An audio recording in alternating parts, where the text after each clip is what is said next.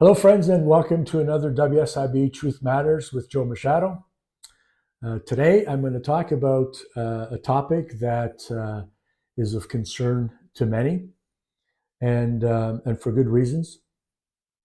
And we're going to examine how the WSIB conducts itself when it comes to surveillance, investigations of an injured worker or an employer.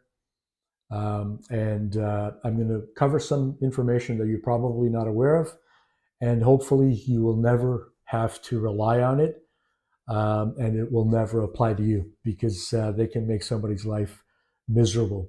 And I'm speaking from experience, and I'm also speaking from the position as a paralegal, having handled thousands of cases over the last 30 years and having seen how this has also affected some of our clients. So it does happen. And so I'm going to cover as much of it as I can today. So the issue is surveillance. The policy is 220109, and it's covered under the WSIB's Regulatory Services branch. They're the ones that are responsible for investigations and exercising some of the powers that the WSIB has been granted under the Workers' Compensation Act and the Workplace Safety and Insurance Act. When it comes to surveillance, this is what the policy states. The WSIB has a duty to hear, examine, and decide issues under the Workplace Safety and Insurance Act or the Workers' Compensation Act, and may use surveillance to gather evidence for this purpose. A director and regulatory services must approve the use of surveillance in every case. The policy also has certain guidelines under which surveillance can be used. And the guidelines state as follows. Surveillance involves discreetly observing one or more subjects. It may also involve the use of audio tape, video, film, and or photographs. For information about which WSIB staff may view or listen to surveillance recordings, see Policy 110108. If a surveillance recording is made, that recording is transcribed and the transcript is added to the claim or employer file. When there's an issue in dispute, the parties have full access to the surveillance recording and or the transcript. However, if an inquiry by the operating area or the regulatory services / legal services investigation is underway, access will not be granted until the inquiry or investigation is completed. I'm going to talk about a case that was the absolute worst case scenario, where the WSIB decided that they were going to use these powers, which I believe are broad and are can be abused, and if not used properly, can cause havoc in people's lives. And I don't see that the WSIB uses as much restraint that they should when it comes to going after certain people. But anyway, the instances when surveillance is pursued, obviously there's three of them, and I can appreciate that. The authenticity of an accident, the level of impairment, ongoing entitlement. I mean, these are things that obviously, if someone is engaging in these activities, it can have a detrimental effect on the system as a whole. And so I can see that there are instances where investigations are required, maybe to the point of surveillance, but how broad should those powers be? Who generally pursues surveillance? Employers and WSIB. We've had many instances over the years where an employer would hire a private investigator to investigate an employee who had claimed benefits or filed a claim for benefits that they believed was wrong, that it was incredible. And I've seen employers resort to some pretty significant tactics to identify if somebody was obviously wasn't being truthful. I can appreciate that on the part of an employer. It impacts their accident cost statement. And I think we all have a responsibility to curb that kind of behavior. The WSIB also has the power to conduct investigations and do surveillance. And I can understand to a certain extent that that's also required. But again, to me, it's always about how much power you have and how much of it are you actually allowed to yield. Because you can go after people that are entirely innocent and completely destroy their lives.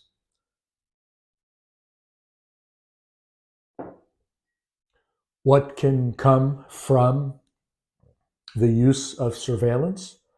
Well, they can reduce benefits. If dealing with a claimant, they can reduce benefits. They can rescind benefits altogether. So in other words, anything they've paid you, they can pull it all back and create an overpayment in the claim, which they can also go and try to recover, and ultimately can result in criminal charges.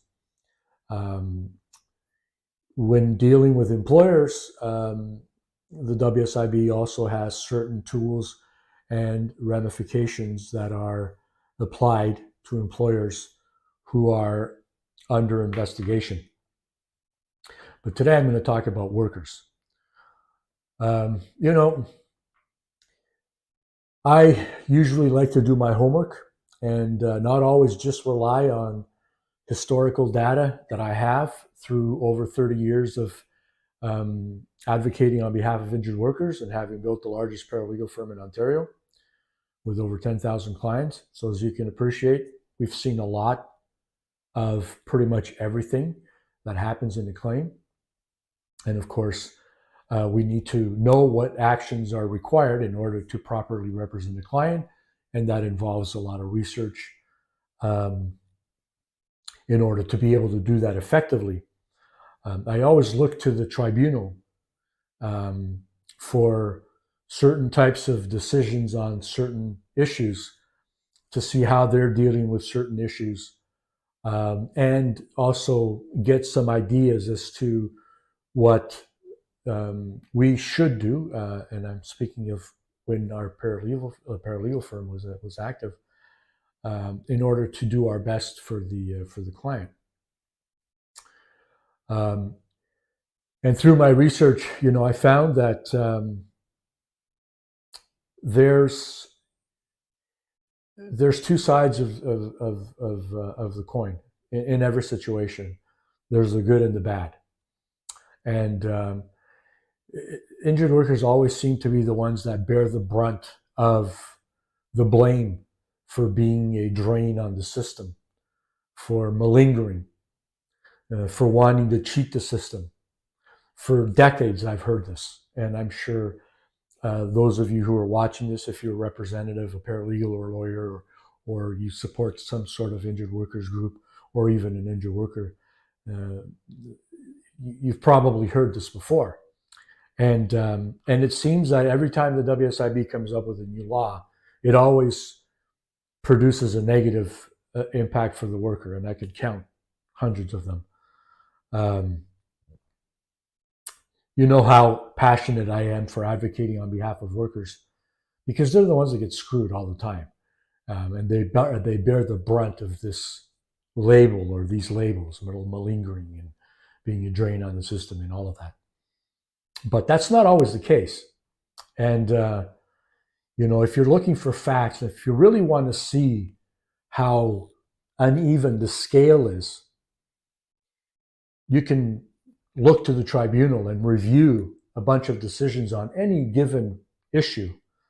And you're going to find that there's a lot of shit that goes back to the WSIB because of the just totally outrageous, ineffective job that they do in managing claims and addressing issues properly and effectively by applying the law and their own policies in a consistent manner. But they don't do that. And so if you do a scan of WSIB decisions, there's tons of information there to show you that the balance is totally tipped against the injured worker as far as all of the crappy decisions that the WSIB makes and how miserable they make people's lives. And this causes people to have zero faith in the system. I have zero faith whatsoever in the WSIB's ability to be just, to be fair, and to be competent. Zero. As I'm sure many of you watching do as well.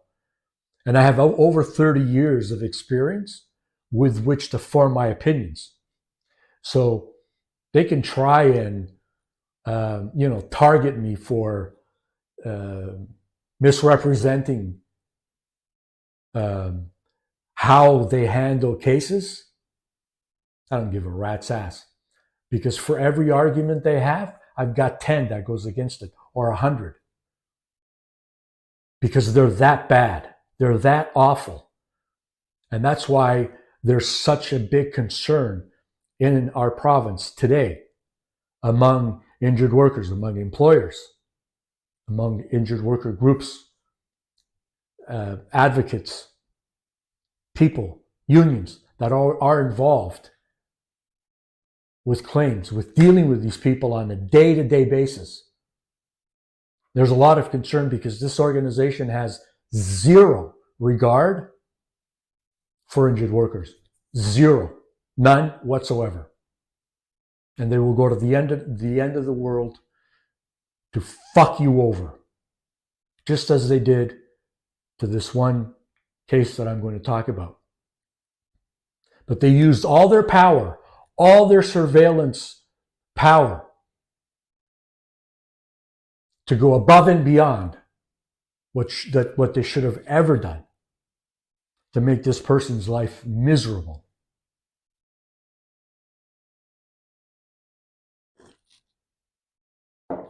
And those years of dealing with these assholes, he will never get that back. They've been burned, gone, like that. Because these people have zero regard for justice, for the law, and for injured workers. I'm going to talk to you about WSIB decision 1476/0512. I'll put it up on the screen here. I can't go over the entire decision because it's quite extensive, but I urge you to review it. Look for the decision, put that number in the search, the Workplace Safety and Insurance Appeals Tribunal's website, and that decision will come up and you're going to read it. And you're going to, I'm sure it's going to invoke some of the same disdain and disgust I have for these people. So just a very brief history about this person's claim. It deals with exposure to fumes during the course of his employment. The company manufactured vinyl products, and they had two burn-ups, I guess that's what they call them. And he was exposed to these fumes. He claimed these exposures because he developed a significant severe panic disorder with frequent panic attacks. That when you read the psychologist's reports and how debilitating this has been to this person, it's mind-boggling. But they denied it. The WSIB denied the claim. So he had to go to the tribunal to eventually get the tribunal to get justice, and the tribunal accepted the claim and granted benefits.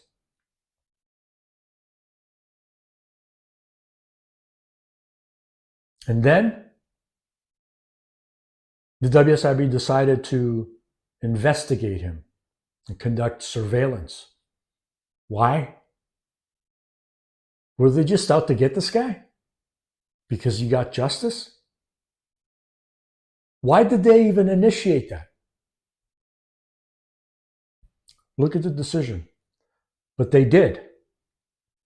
And this is what happened as a result of that. Regulatory Claims Officer, dated May 3rd, 2004. This decision relied in part upon video surveillance evidence to conclude as follows. This is their video evidence. This is them making an investigation and then coming to these conclusions after WSIB had granted benefits. One, the worker had recovered from his compensable condition as of June 17, 1996, and benefits paid after that date were inactivated. The worker failed to report a material change in circumstances as of June 26, 2001. As a result, benefits paid after that date were revoked, and the benefit-related debt in the amount of $19,074.48 was created. The worker did not have a permanent impairment and was not entitled to a non-economic loss award. The worker did not have entitlement for hepatitis C condition as related to his compensable panic attacks. And the worker did not have entitlement for a low platelet count condition as related to his compensable panic attacks. So they took that and they did all of that, reversed everything. And so he decided to appeal to the Workplace Safety and Insurance Appeals Tribunal their decision. However, they decided, in their infinite wisdom, that they were going to pursue criminal charges. And they did.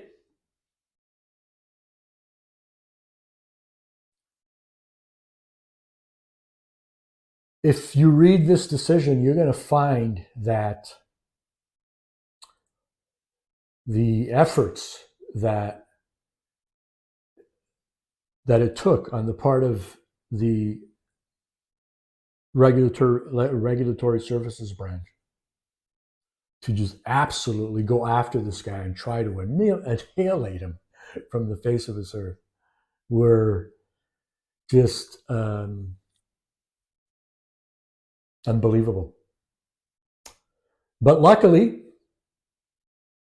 we had a Justice of the Peace, Ontario Superior Court of Justice, who was able to see through all of that bullshit and dismissed all of the charges.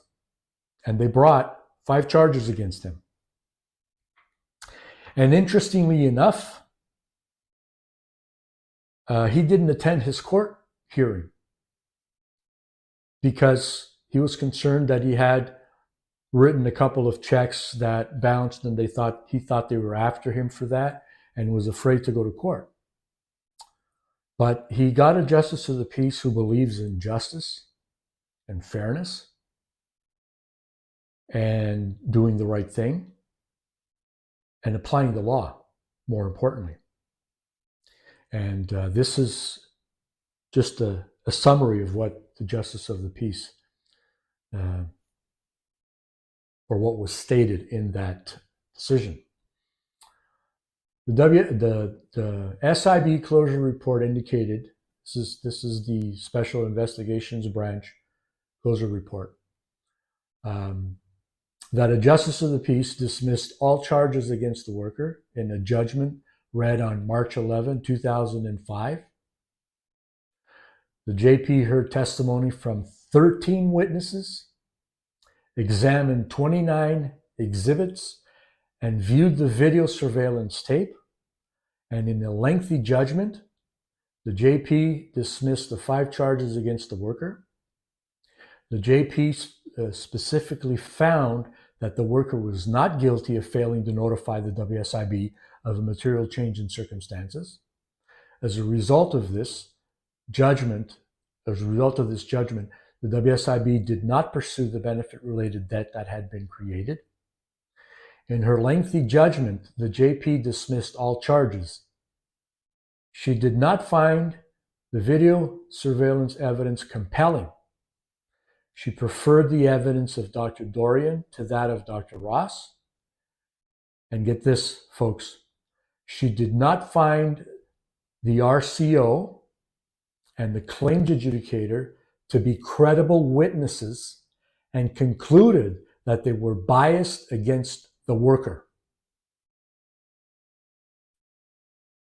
I'm going to repeat that.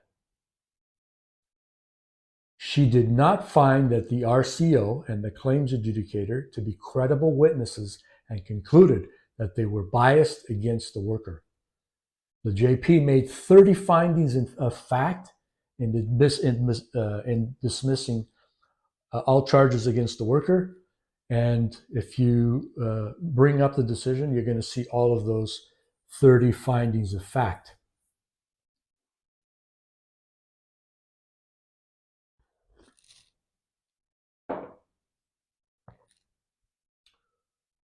The Workplace Safety and Insurance Appeals Tribunal relied on this information when granting the worker's appeal and reversing at least part of the damage that the WSIB Special Investigations Branch and Regulatory Services had done to this person. They started going after him in '96, and his court wasn't until 2005. That's 9 years where they're fucking with your head. He'll never get that back. Is the WSIB penalized for doing that? No. They just get away with shit. The WSIB decision, here's what it states. The appeal is allowed in part. The RCO's decision is reversed and the tribunal makes the following findings. The worker did not fully recover from his compensable panic disorder as of June 17, 1996, which is the date that the RCO used to stop his benefits. And he continues to be partially disabled by his compensable condition. The worker did not fail to report a material change in circumstances. The temporary benefits inactivated by the RCO are restored. The worker is entitled to a NEL award. The quantum of the NEL award is remitted to the WSIB for determination, subject to the usual rights of appeal. Any benefit-related debt created is rendered void by this decision. The worker's FEL benefit is restored. The worker is to be given another opportunity to participate in labor market reentry program. The LMR process should begin on a part-time basis as recommended by Dr. Dorian. In addition, the WSIB may consider referring the worker to psychological counseling, which is what they should have done before, as recommended by Dr. Dorian. After a full opportunity to participate in an appropriate labor market reentry program, the WSIB may revisit the worker's FEL award based on a more appropriate SEB goal. This will likely be the worker's last opportunity to receive such assistance from the WSIB, and he is expected to cooperate accordingly. Of course, the worker's appeal from the decision of the Appeals Resolution Officer, dated July 19, 2002, is denied. The worker is only entitled to temporary partial disability 50% from January 16, 1995 to April 18, 2002. So as you can see, this is just one decision that I read, but there's more. And there's a bunch of them where the WSIB laid charges, fraud charges, on an injured worker and went to court and lost. So I guess the point of this video is to let you know that they do this kind of shit. So just keep your eyes open because they will take any little thing and make it this big to screw you over. There can be an extreme situation such as this one. I believe that this was a tremendous abuse of power on the WSIB's Special Investigations Division and the Regulatory Services Division. their authority should be more narrow and very well defined, so they can't just have carte blanche to go out there and screw somebody's life. And if you stick with it and you don't give up, somebody somewhere down the road, whether it's the Workplace Safety and Insurance Appeals Tribunal or in a court of law, is going to look at it and say, no, I can't allow this to happen. And I won't allow it to happen. So friends, there's always hope, as we say. So coming up, next video, I'm going to talk about a recurrence claim benefit calculation. So if you've had an accident and you have a permanent impairment, or even if you don't have a permanent impairment, and down the road, if you have a recurrence, this policy talks about how the benefits are calculated for a recurrence. All right, friends, as always, thank you for taking the time to watch this video. I appreciate my subscribers for sharing my videos. It's helping me to grow this channel. I probably sound like a broken record, but I want to reach every single injured worker in this province, because I know there's thousands of you out there that are getting screwed. And I've got over 30 years of experience to put into these videos. I'm up just a little over 106 months, and I've got a ton more to go. And regardless of what the WSIB thinks of me or how much control they can have over me, I'm going to keep doing this for a long time. And there isn't a damn thing they can do to stop me, because I'm here to help you succeed in your claim. All of the information that I share on this YouTube channel is free. It doesn't cost anything. If you're new to the channel, I invite you to become a subscriber. It's free. Just click the subscriber button and the notification bell, and you get notified every time I come out with a new video. And please share my videos with others as well. I appreciate that. That helps me to grow the channel. You can also visit my company, WSIBsettlements.com. There's a lot of tools that I've personally developed based on years of experience in terms of what works, how to put together a proper argument. We have all of that work already done for you. So have a look and see if there's something there that can help you. All right, friends, as always, take care.